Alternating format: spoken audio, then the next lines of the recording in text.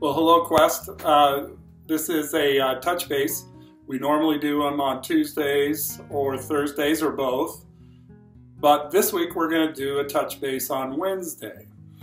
So we just do one in between. But we're doing that because tomorrow is Christmas Eve. The following day is Christmas, obviously. So here we are, 2 days out from Christmas.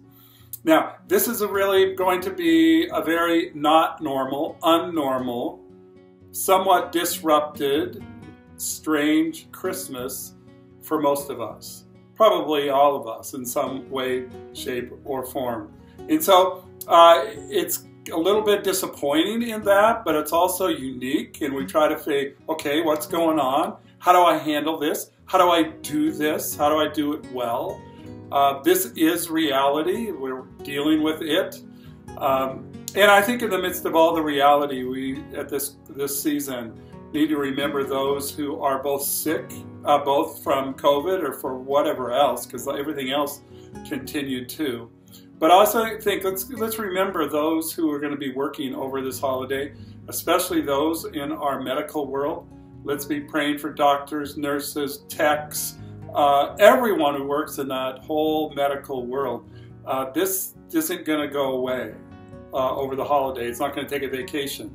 And very few of them are going to get their vacations either. And so let's keep them in our minds and our hearts, and let's be praying for them in the midst of all of this. And so I think there's part of this Christmas that we try to make it as normal as possible, but there's also an abnormality to it that we cannot escape. And there's a part of it that I wonder, it doesn't have to ruin our Christmas. In fact, maybe it can enhance our Christmas if we think about it in this way. There is a grieving that we go through about the brokenness of our world. And that's not just the pandemic this year. It's the civil unrest that we have experienced. It's the political chaos that we've been through. And all of the implications and ramifications of all that's gone on with those three things, and probably more, maybe even in your life. And I think it reminds us deeply of the brokenness of the world in which we live. And we understand our own brokenness in that process. And I wonder if that maybe brings us to a place that helps us to cling to the hope that comes with the light that comes with Christ. And know that God would not leave us alone. He never intended us to leave us alone.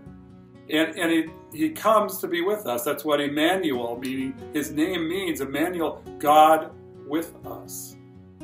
And so in the midst of life, all its ups and all its great stuff, and all of its downs and all of its difficulties, the reality is that God is with us. The incarnation. Christ came, and he came, it always amazes me, he came in a way that was so easy for us to potentially miss, but also in a way that we would understand. That he came to be 100% God, but also 100% man, and he would experience life just like you and I do. And he would experience every temptation that you and I do, and yet without sin, without ever choosing himself or sin over his Father.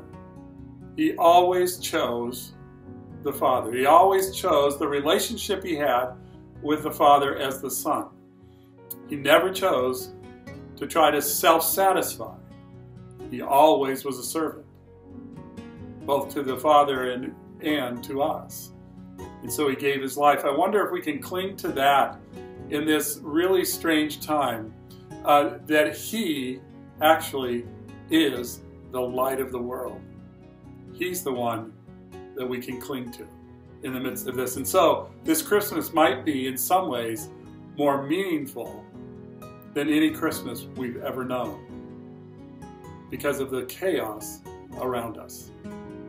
So there are a few other things though as we go through this. I just want to remind you, we will have a Christmas Eve service. It will not be live in the building. It'll be online. We'll post it tomorrow, and so be looking for that. Also, I just want you to know that this morning, this is Wednesday, this morning there was a team of men who met here at church to put together meals for the Wildwood Precinct Police for Christmas Day. And so we put together 25 meals of ham and turkey and potatoes and mac and cheese and green beans and things to drink, and there's cookies. But just a bunch of guys got together to do that. It's kind of one of the quiet things we do at Quest under the leadership of Kevin Gleason. But it's one of the things that we value. We do the same thing at Thanksgiving. In fact, we serve them right here in the building. So that's been going on. And we want to remind you, too, of the Advent Conspiracy. Advent Conspiracy is we try to focus during this Christmas time to steal back Christmas from the materialism that so easily grabs us. But we'd steal it back so that we could spend less and give more. And we have 4 projects this year that we've looked to. And those are rebuilding a water fountain in the city of Ansagale on the island of La Gonâve in Haiti, where the water is absolutely critical to them. And these water fountains are falling apart, and we're going to rebuild one. We're also helping build a training center in Beirut, Lebanon, in order to advance the ministry in the Middle East. And we're also trying to rebuild a freezer, or build really a new freezer for the Ministry of Wish in Haiti, so that they can sell ice so people can maintain and try to keep some things fresh in their homes. Very few homes have any electricity whatsoever. They need to do it simply by having ice. And then the last one is the feeding program for the kids in the school on the Saline, the poorest part of the poorest city in the poorest nation in the Western Hemisphere. And so that feeding program has run out of money, literally. And so we want to participate with some other churches to be able to fund this feeding program for these kids. So we encourage you still to give. You can give through, really we're going to give through the end of January, but really would like you to do it here by the end of December. That'd be great if you could. So that's just an update on everything that's going on. And sincerely, on behalf of Diane and of myself, of the staff and of the elders, and of the rest of the body of Christ here at Quest, we wish each other a very Merry Christmas, but not just kind of a token Merry Christmas, but that Christmas would be deeply meaningful because of God's presence in the midst of the brokenness of our world. So, Merry Christmas. We love you guys. Be well.